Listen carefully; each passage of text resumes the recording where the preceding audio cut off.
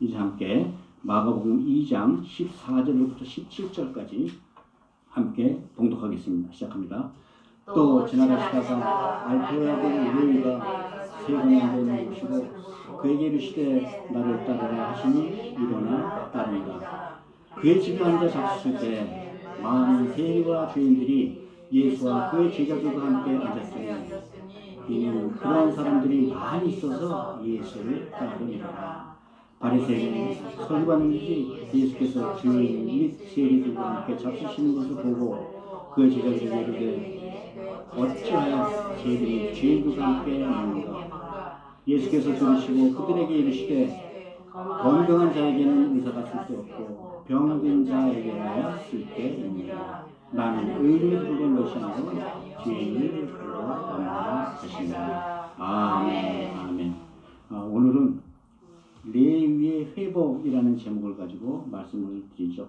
우리 지난 쭉 5가지의 예수님의 기적에 대해서 쭉 말씀을 나눴었고요. 병을 회복하시는 레위의 회복을 마지막으로 병을 고치시는 우리 예수님의 기사와 이적에 관한 공부를 다시 하겠습니다. 요새 건강에 대해서도 굉장히 많이 신경을 많이 쓰시죠. 그래서 그런지 이렇게 저도 건강 얘기만 나오면 귀가 쫑긋해져요. 이런 생각도 해봅니다. 만약에 병원에 쉽게 가지 못하는 이유가 병원에 갔는데 무슨 안 좋은 소식을 들으면 이거 어떻게 하지? 그런 걱정이 참 많죠. 그래서 한번 쉽게 가지도 못할 경우도 많습니다. 그래서 이 의사라는 직업을 가만히 살펴보니까요. 치료도 치료지만 환자를 얼마나 안정시킬 수 있느냐. 그것이 참 중요해 보이더라고요. 근데 대부분의 병이 들면 육체의 어떤 증상이 나타납니다. 그런데 병 중에는 병이 짚어지기까지는 몸에 증상이 나지 않는 병들도 참 많아요. 우리 지난번에 나병 환자 이야기 들어봤잖아요. 나병 환자는 신체 일부가 떨어져 나가기까지 자기가 나병이 들어있는 상태를 모른다는 거예요. 그런데 몸에 이렇게 병이 깊었는데도 몸에 전혀 증상이 없어서 의사한테 가보지도 못할, 생각조차 못한 그런 병들도 있다는 거예요. 무슨 병이냐고? 마음의 병이죠. 육신은 멀쩡한데 항상 불안해요. 항상 무엇에 쫓겨다가요. 사람들 눈치 보면서 전전긍긍하면서 살게 됩니다. 여러분, 우리 아까도 말씀드렸지만 마가복음 시작하면서 예수님이 회복시켜주신 수많은 병자들을 만났어요. 회당에서 귀신 들린 자, 열병 들린 시몬의 장모, 나병 환자, 그리고 중풍 환자, 어쨌든 간에 모두 육체적으로 증상이 나타난 병이잖아요. 그런데 오늘은 마음의 병이 든 자를 치유하시는 예수님의 이야기입니다. 더구나 이 마음의 병에 들렸던 환자가 바로 후에 예수님의 12제자 중에 하나가 되는 레위, 즉 마태라는 거예요. 레위는 이 가버나움의 세관의 세리였고, 세리는 창기와 더불어서 이스라엘의 민족적 주인으로 지탄받는 그런 직업이었죠. 세리는 침략자 로마군에 협력해서 합법적으로 이스라엘 백성들로부터 세금을 갈취할 수 있었던 자유 있던 자들입니다. 당연히 레위는 부자로 살았겠죠. 그러나 백성들은 그를 죄인으로 취급해서 레위는 회당에서조차 들어가지 못하게 살았다는 거예요. 그래서 레위에게는 마음 깊은 마음의 병이 있었어요. 그 병의 이름이 바로 열등감이라는 병입니다. 오늘 본문은 이렇게 열등감에 잡혀 살던 레위를 예수님께서 직접 찾아가시는 장면으로 시작하죠. 이 레위는 예수님의 부르심을 듣는 즉시 응답하고 자신의 모든 부를 버리고 예수님을 따라 나섭니다. 근데 여러분 꼭 기억하세요. 아무리 예수님의 말씀을 들었어도 따라 나서지 않으면 그만입니다. 예수님의 말씀을 듣자 따라 나섰다는 사실, 이것은 참으로 중요한 사실이라는 거예요. 예수님이 하나님의 아들이라는 믿음만 가지고는 우리 삶에서 복음의 능력이 나타날 수 없다는 거예요. 예수님, 우리가 복음을 아무리 귀하게 여겨도 직접 행하지 않는다면 어떻게 우리가 구원받은 주의 백성이라 살 수가 있겠습니까? 복음의 능력은 예수님이 하나님의 아들임을 믿고 그 부르심에 응답하여 따를 때 비로소 나타나는 줄 믿습니다. 아멘. 오늘 본문에서는 예수님은 세상에서 죄인이라 불리는 레위를 부르시면서 스스로 자기를 의사라고 표현하십니다. 즉 예수님은 죄를 하나의 병으로 보고 이 병을 치유하기 오신 의사라고 말씀하신 거예요. 아멘. 그러므로 이 땅의 죄인을 치유말로 이 예수님의 대표적인 치유 사역이자 핵심적인 복음 사역인 줄 믿습니다. 오늘은 이 레위를 치유하시는 예수님을 통하여 다시 회복되는 죄인에 대한 말씀을 함께 나누도록 하겠습니다. 자, 그러면 레위는 어떤 사람이었던가요? 레위는 열등감에 쩔어 살았던 사람이었다는 거예요. 우리 14절 함께 다시 읽어볼까요? 14절 시작. 또 지나가시다가 알페의 아들 레위가 세 번 알고 있는 것을 보시고 그에게 이르시되 나를 따르라 하시니 일어나 따르니라. 아멘. 굉장히 단순한 문장입니다. 그런데 이 문장 안에는 굉장히 많은 이야기가 숨어 있어요. 하나하나 찾아가 보죠. 먼저 이름 보죠. 알페의 아들 레위. 이름으로와 레위는 레위 지파, 즉 제사장 지파의 후손이었다는 거예요. 당연히 그는 이스라엘의 백성으로서 선민 사상도 투철했을 것이고 율법 교육도 많이 받았을 겁니다. 그런데 그가 가버나움 세관에서 세리라는 직업을 가지고 거기에서 백성들로부터 죄인이라 손가락질 받는다는 것은 충격적인 사건이란 거죠.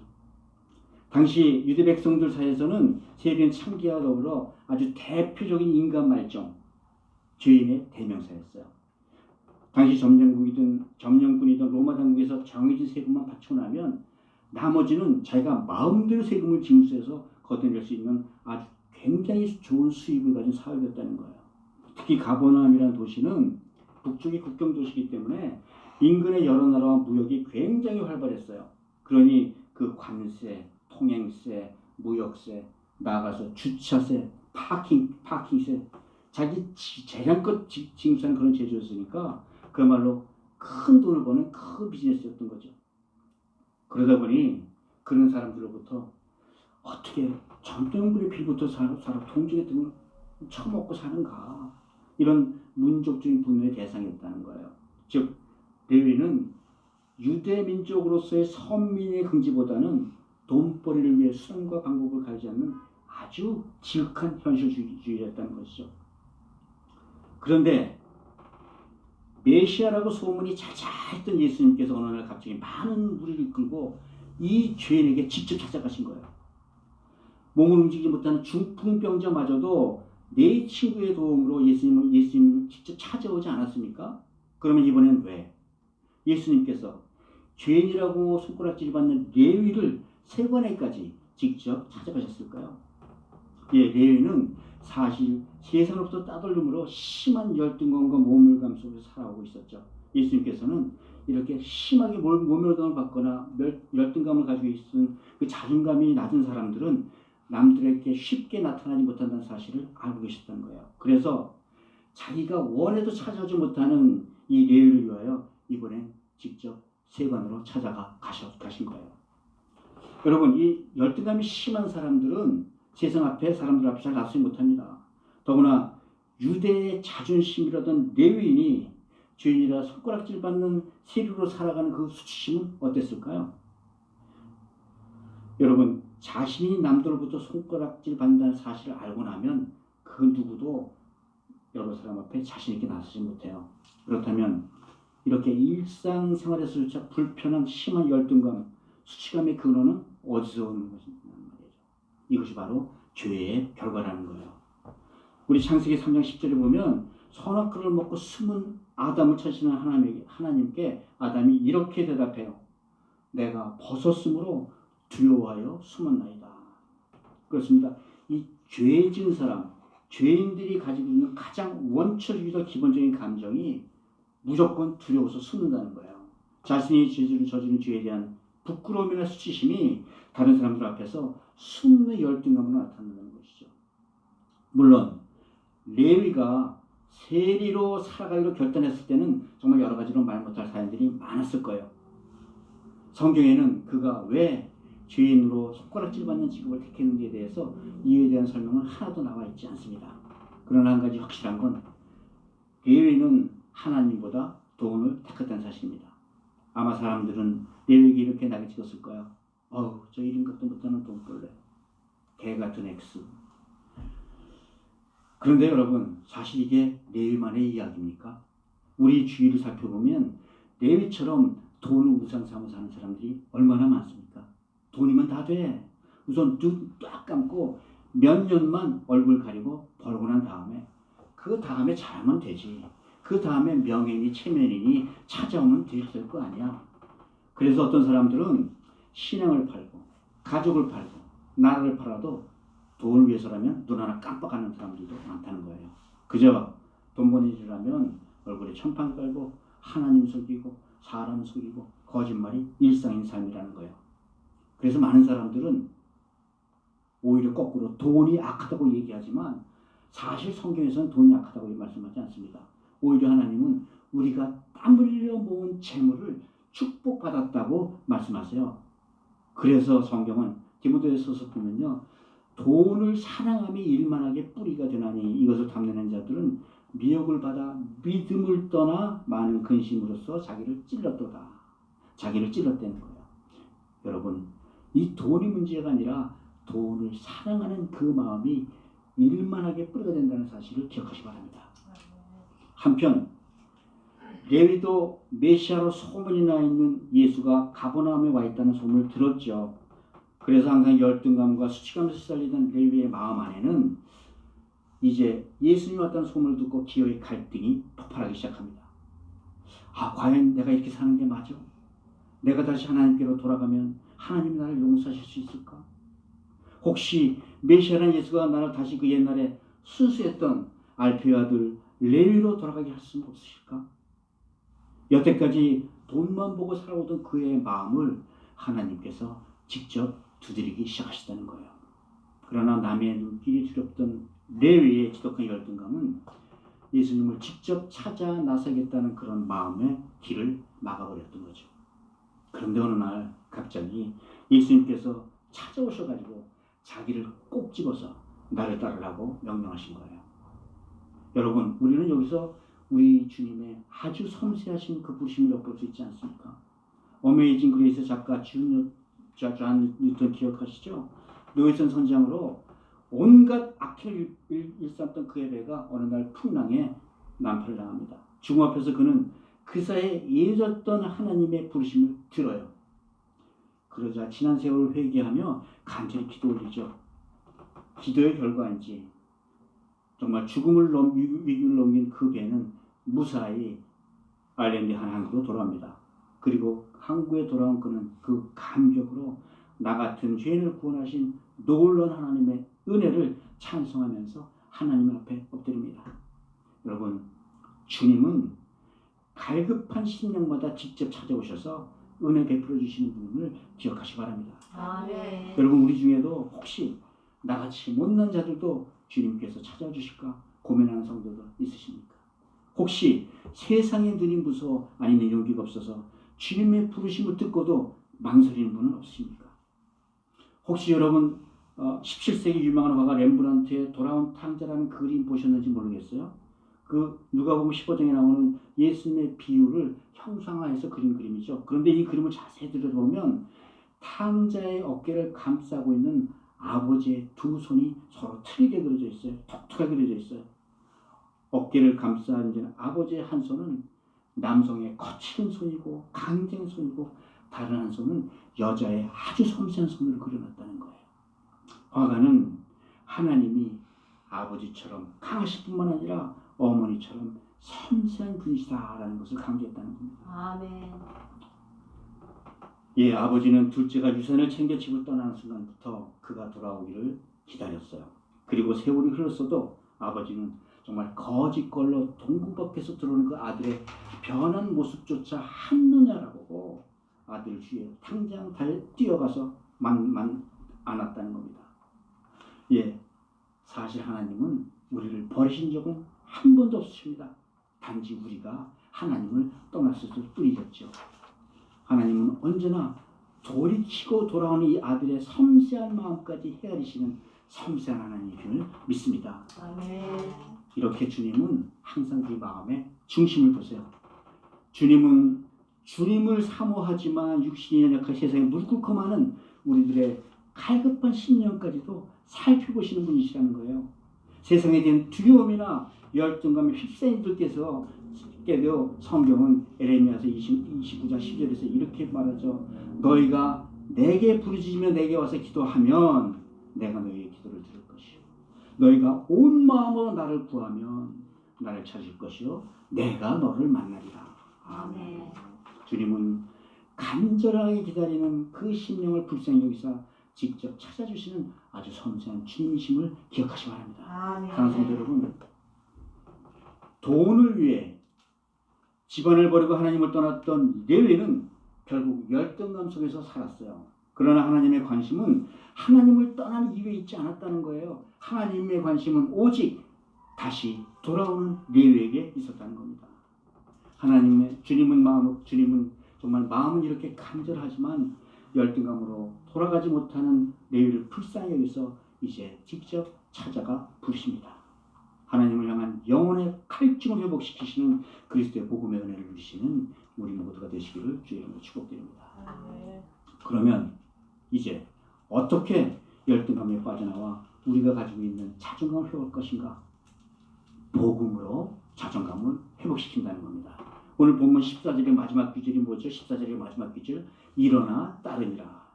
레위는 예수님의 부르심을 듣자 세례의 자리를 벅차고 세관의 자리를 벅차고 즉시 예수님을 따라 나섭니다. 기억하시죠? 배와 그물과 아버지를 버려주고 예수님을 따랐던 사람들 누구? 베드로와 요한의 형제들. 그런데 여러분, 아무리 메시아가 부른다고 해도 즉시 일어나 자기의 직장을 다 때려치고 따라 나서는 쉬운 일이 아니죠.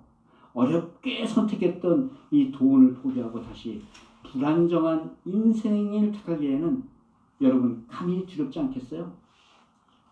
그럼에도 불구하고 예수님을 따른다는 사실은 이제 세상의 돈이 내 마음의 중심이 아니라 예수님이 내 마음의 중심에 모시고 살겠다는 그런 결단인 줄 믿습니다. 아멘. 그리스도의 음성, 복음에 반응하고 결단하고 행동할 때 비로소 죄인의 자존감도 회복되는 줄 믿습니다. 아멘.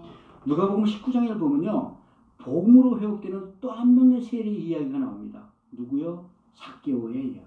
삭개오의 이야기. 여리고의 제사장이며 부자였던 삭개오도 예수님이 메시아라는 소문을 들었어요.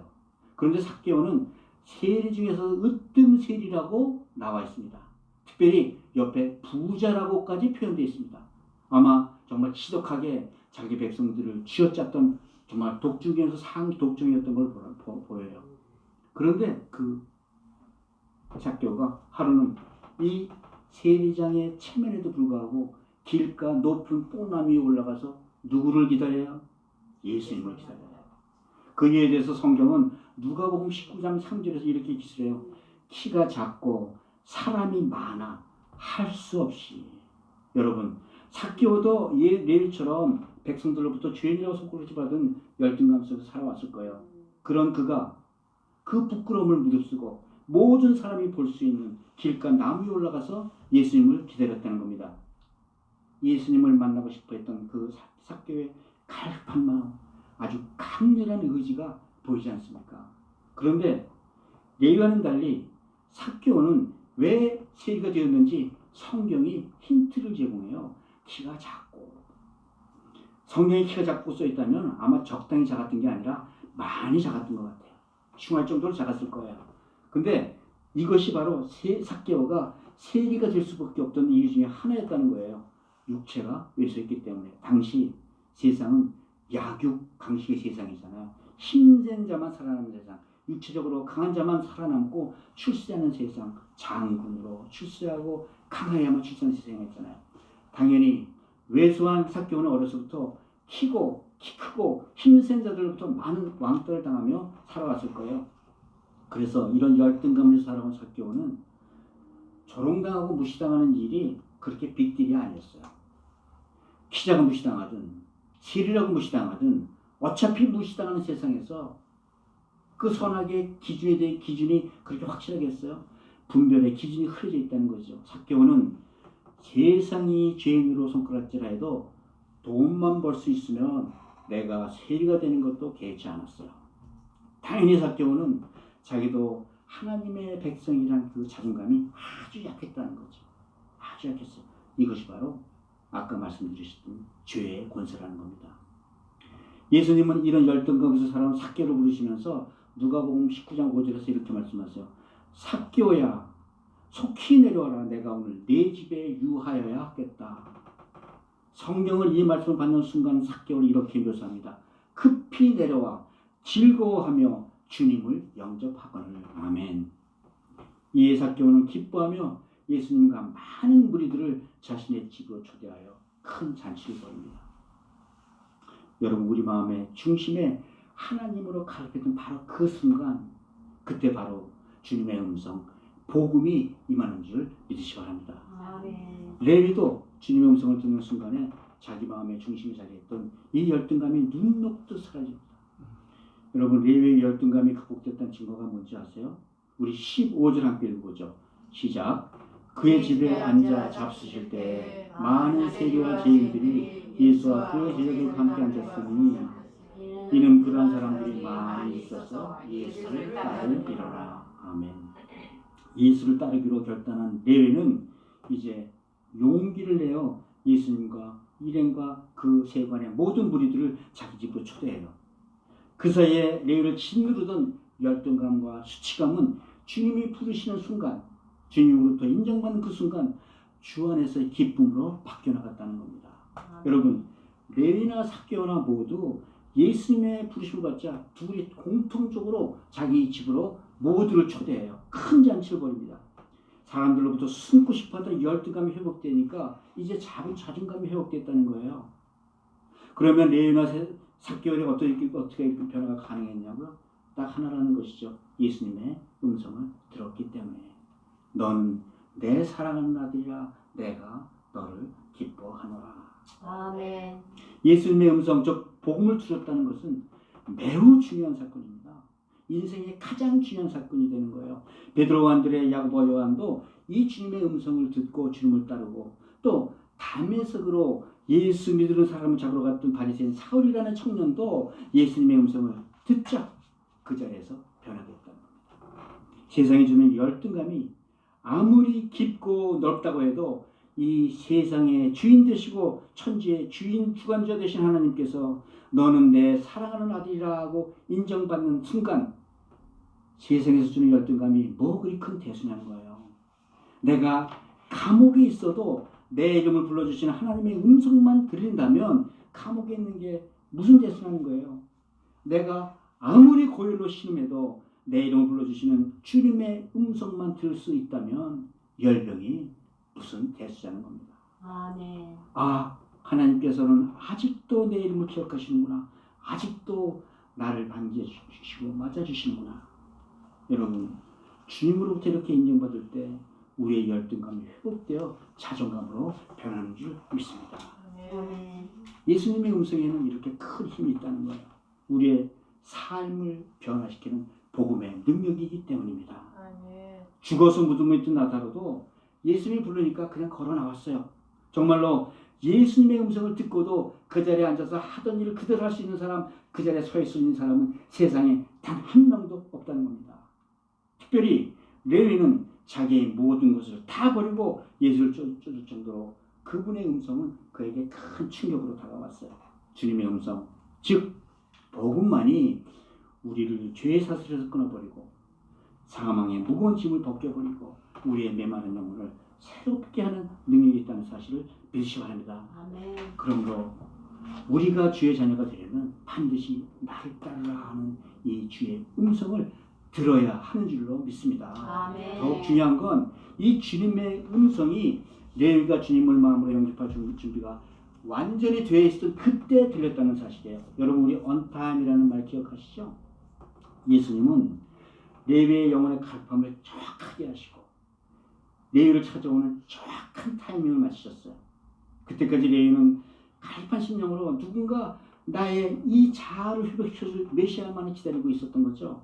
예수님이 보시기에 레위는 정말 익을 대로 이 잘 익은 과일, 밑만 불어도 탁 떨어져 버리는 그런 과일이었다는 거예요. 나를 따르라는 예수님의 그 말씀 한마디가 레위에게는 갈급한 영혼을 터뜨리는 복음이 된 것이죠. 그러므로 나를 따르라는 예수님의 음성은 레위가 옛사람의 껍질을 벗기는 결단의 기복대가 된 줄 믿습니다. 예수님의 말을 듣는 순간 레위의 마음을 얽매고 있던 돈의 사슬이 순식간에 끊어졌어. 그리고 돈으로부터 자유를 얻었고 마음을 어둡게 했던 탐욕과 죄악이 벗어나기 시작했어요. 하나님의 빛이 그 영혼을 송두리째 새롭게 해주신 겁니다.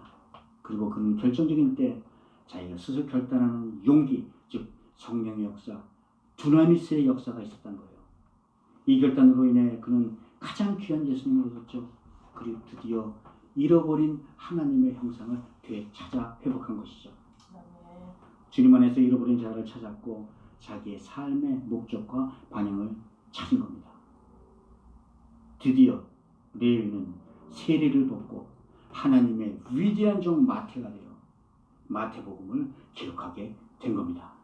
여러분, 마태는 마가복음과 달리 이 마태복음을 통해서 예수님의 공생의 첫 사역으로 삼상보훈을 기록해요. 마태는 자신이 맛봤던 이 복음의 감격을 마태복음 5장 16절을 통해 이렇게 찬송합니다. 심령이가 나는 자는 복이 있나니 천국이 그들의 것이며 의에 줄이고 목마른 자에게는 복이 있나니 저들이 배부를 것이며. 아멘. 사랑하는 성도 여러분, 주님은 우리의 마음의 중심을 보시고 우리를 부르세요. 주님이 부르실 때 우리 인생은 비로소 세상의 죄와 사망을 벗고 성령의 사람으로 새롭게 나는 겁니다. 주의 부르심에 지치 없이 행동할 때 주 안에서의 축복인 자존감과 행복도 회복되어 통달아 쫓아오는 줄 믿습니다. 우리 모두 이런 두려움과 세상에 주는 두려움과 열등감을 벗어버리고 하나님의 형상으로 살아가는 은혜를 누리시기를 주의 이름으로 축복드립니다. 아멘. 이 대화를 듣고 계시던 예수님께서 이들에게 큰 가르침을 가르치십니다. 예수님은 나는 마음의 병을 치유하는 영적인 의사라 오셨다. 죄인을 부르시는 우리 주님이시라는 거예요. 여러분, 레위가 예수님 쫓아 일어났을 때 그 내면에 놀라운 변화가 일어났죠. 여지껏 도망다니던 하나님과의 관계가 새롭게 회복되었고 그러자 덩달아서 사람과의 관계도 회복됐어요. 그리고 그는 죄인 취급받던 모든 세관 동료들을 집으로 함께 초대해서 예수님을 위해 큰 잔치를 베풉니다. 그 마음에 샘솟는 새로운 행복과 기쁨으로 예수님과 제자들이 함께 어우러져 천국 잔치를 벌인 것이죠. 아름다운 천국 잔치가 한참 불어 익었을 때 근처에 소문 듣고 쫓아온 바리새인들과 서기관들이 찾아와서 격렬하게 예수님을 비난합니다.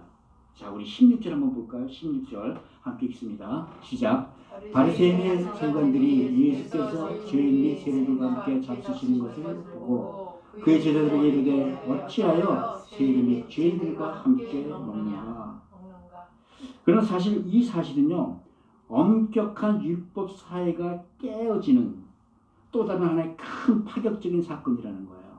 당시 율법 사회에서는 랍비가 세리들과 같은 죄인들과 함께 식사한다는 건 상상조차 할 수 없는 일이었다는 겁니다. 예수님은 그들 향해서 이렇게 말씀하시죠. 17절 함께 읽어봅시다. 17절 시작. 예수께서 들으시고 그들에게 이르시되 건강한 자에는 의사가 쓸데없고 병든 자에게 쓸데있는가. 나는 의인을 부르는 것이 아니라 죄인을 부르노라 하시니라. 예수님 여기서 죄인을 병든 자, 의인을 건강한 자, 그리고 예수님 자신을 의사로 비유하셨어요. 예수님은 죄를 하나의 병으로 진단하신 거죠. 이 레위는 세상 의사들이 진단해 볼 때 아무런 병이 없는 건강한 사람이었지만 예수님이 보실 때는 중환자였다는 거예요. 이기심과 탐욕의 병들이 있었고 돈을 위해 하나님을 등진 그 마음의 병자였다는 겁니다. 여러분, 우리 대부분도 사실 겉은 멀쩡해 보이지만 우리 마음에는 이것 이외에도 수많은 여러 가지 다른 병들이 들려 있어요. 우리는 보통 마음에 병들었다 하면 뭐 우울증이 있다거나 불륜한다거나 무슨 도박에 빠진다거나 그렇게 생각하죠. 그런데 사실은 이런 마음의 병은 사소한 가족 문제로부터, 자녀 문제로부터, 사업 문제로부터, 골머리를 앓을 때부터 자연스럽게 우리 몸에 들어온다는 거예요. 병이 그리고 깊어진다는 거죠. 하다못해 어떤 사람들은 자신의 외모에 대한 열등감으로 인해 마음이 병들어 있는 사람들도 있어요. 펠파프로스에 가면은 광고가 하나 있습니다. 얼굴 작게 만들어 드립니다. 부모에게 물려받은 이 외모조차 불만족스러우니까 감사도 없고 상처만 남고 불평만 해 병으로 남는다는 거예요. 그런데 이런 세상 정욕의 상처들이 죄의 뿌리가 되어 결국 우리 인생에서 죄의 열매를 맺게 된다는 겁니다. 여러분, 사람이 병에 걸리면 몸에 힘을 쓸 수가 없듯이 죄의 증상도 이 질병과 비슷하다는 거예요. 사람이 죄를 지으면 육체는 멀쩡해도 영적인 힘이 사라지고 말죠. 기도도 안 되고 예배조차 귀찮아져요. 무엇보다 사람은 죄로 인해서 하나님의 형상을 잃고 그 영혼이 병들어가는 겁니다. 죄인 아담처럼 우리의 심령에 맡기면 하나님을 만나기가 두렵고 부끄러워져요. 죄의 결과는 이 죄의식이 두려움과 부끄러움 가운데 열등감으로 사람들의 인생을 주장하게 된다는 겁니다. 만약 우리가 이런 죄의 뿌리들을 적시에 인정하지 못한다면 결국 우리는 죄와 사망의 굴레 빠지게 된다는 거예요. 그래서 질병과 죄의 마지막이 모두 사망이라는 겁니다. 육체의 사망, 영의 사망. 그런데 여러분 꼭 기억하실 것은 이 사망 이후에는 꼭 심판이 쫓아온다는 거예요. 이것이 바로 죄의 굴레에 빠진 우리를 근원적으로 치료해 줄 구세주가 절대적으로 필요한 이유가 된다는 겁니다. 여러분, 오늘 예수님은 우리에게 이렇게 말씀하세요. 나는 죄인을 부르러 왔노라. 여러분, 하나님의 아들 예수님은 세상을 사는 죄인들을 위하여 십자가에서 물과 피를 다 쏟아 흘리셨어요. 뿐만 아니라 죽은 지 사흘 만에 죽은 자 가운데서 부활하셔서 결국 죄와 사망의 권세를 이기신 분입니다. 아멘. 예수님은 죄인들의 구세주로 우리의 마음과 혼을 치유하는 영적 의사로 이 땅에 오셨어요. 아멘. 병든 자에게 의사가 필요하듯이 그리스도께서는 죄인을 고치시려고 이 땅에 의사로 오셨음을 믿습니다. 아멘. 예수님은 죄를 절대로 함께 할 수 없는 원수처럼 여기십니다. 원수로 여기십니다. 그런데 죄인은 또 지극히 사랑하세요. 의사가 병과 환자를 분리해서 보듯이 예수님께서도 죄와 죄인들을 분리해서 보신다는 거예요. 의사가 중한 자에게 정말 더 큰 관심과 애정을 가지듯이 예수님도 큰 죄에 빠진 사람들을 더 세심하게 돌봐 주신다는 겁니다. 얼마 전에 한 장로님과 얘기하는데 왜 교회 사기꾼이 많은지 참 모르겠다 한탄하시더라고요. 그런데요, 그거 사실일 수 있어요. 그런데 비관하지 마시기 바랍니다. 세상에는, 교회에는 세상에 알곡과 축제가 뒤섞여 있기 때문에 어쩌면 당연한 일인지 몰라요. 저는 한때 양반들만 다니는 교회도 다녀보았고 말씀 꾸러기들만 모여보는 교회도 다녀보았어요. 그렇다면 여러분, 예수님께서는 어느 교회에 더 관심을 쏟아주실까요? 물론 예수님도 의인에게 관심을 많이 쏟으시죠. 그러나 그들은 살아있지 않습니까? 오늘 예수님의 관심은 죽어가는 생명을 되살리는 데 있다는 사실을 꼭 기억하시기 바랍니다. 아멘. 예수님의 사랑은 우리들의 허다한 죄를 덮습니다. 예수님의 십자가 보혈은 죄에 빠진 우리를 용서하시고 우리의 마음을 치유하시는 힘이 있어요. 아멘. 예수님의 은혜와 긍휼은 우리의 마음의 상처를 치료하는 능력이 있는 줄 믿습니다. 아멘. 예수님의 말씀만이 우리의 열등감과 우리의 운명을 극복해 하는 권세가 있는 줄 믿습니다. 아멘. 사도 바울도 이에 감동해서 디모데전서 1장 15절에서 이렇게 외치죠. 미쁘다 모든 사람들이 받을 만한 이 말이여 그리스도 예수께서 죄인을 구원하시려고 세상에 임하셨다 하셨도다. 아멘. 그리고 내가 죄인 중에 괴수로다. 여러분, 예수님은 의인을 부르신 것이 아니라 죄인을 부르신 줄 믿습니다. 아멘. 사랑하는 성도 여러분, 죄인 예수를 부르시고 성 마태 삼으신 주님께서 오늘도 우리를 부르고 계세요. 아멘. 우리 교회, 우리 주위에 아직도 복음의 권세를 모르는 이들에게 주님의 음성을 들려주시길 바랍니다. 주님의 음성을 마음으로 영접하여 그 부르심대로 행동할 때 복음의 능력을 맛보실 줄 믿습니다. 아멘. 항상 주인의 마음으로 주의 음성에 순종함으로 구원을 이뤄가는 은혜 누리시기를 주의 이름으로 축복드립니다. 아멘. 이제 말씀이 됐죠. 여러분, 오늘도 주님께서는 우리 중에 세관에 앉아있는 수많은 예의를 찾고 계십니다. 아직도 세관에 앉아 공허한 마음으로 이렇게 사는 것이 아닌데 하고 머뭇거리시는 분 계십니까? 아직도 돈의 철장 안에 갇혀 열등감에 쌓인 채 주님이 부르시는 음성조차 듣지 못하는 척하고 있는 분 계십니까?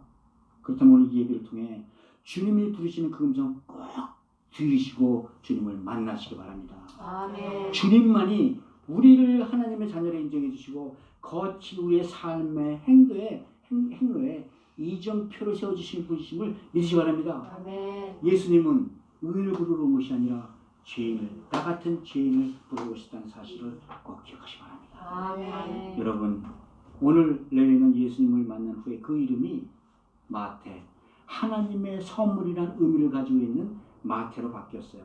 상적 초성이 레위가 이제 주님 은혜 가운데 사는 놀라운 삶의 전환을 이뤄낸 것입니다. 아멘. 사도 바울은 고린도 후서 5장 27절에서 이렇게 유명한 말씀을 하시죠. 누구든지 그리스도 안에 있으면 새로운 피조물이라 이전 것은 지나갔으니 보라 새 것이 되었노라. 아멘. 아멘. 주의 음성을 듣고 죄악의 자리를 떠나 주님을 영접할 때 우리의 새로운 인생이 시작되는 줄 믿습니다. 아멘. 사랑하는 성도 여러분, 예수님은 여호라파, 우리의 병든 마음까지 치유하시는 하나님이십니다. 아멘. 내 안에서 울리는 회개의 소리에 귀를 기울이시기 바랍니다. 그 소리가 바로 주님께서 부르시는 복음이심을 기억하세요. 세리 레위가 변화해 예수님의 제자 마태가 된 것처럼 외톨이 레위가 천국잔치의 초대자가 된 것처럼 주 안에서 기뻐하는 천국을 누리는 천국의 전체를 누리는 기쁜 삶을 사시는 우리 모두가 되시기 바랍니다. 아멘. 우리의 병든 자와 두려움과 열등감은 오직 우리의 주님의 음성 복음을 들을 때 비로소 치유되는 줄 믿습니다. 아멘. 항상 우리 모두 주와 함께 기쁨의 잔치로 주 안에서 천국을 누리며 복된 성도들 다 되시기를 그리스도 이름으로 축복합니다.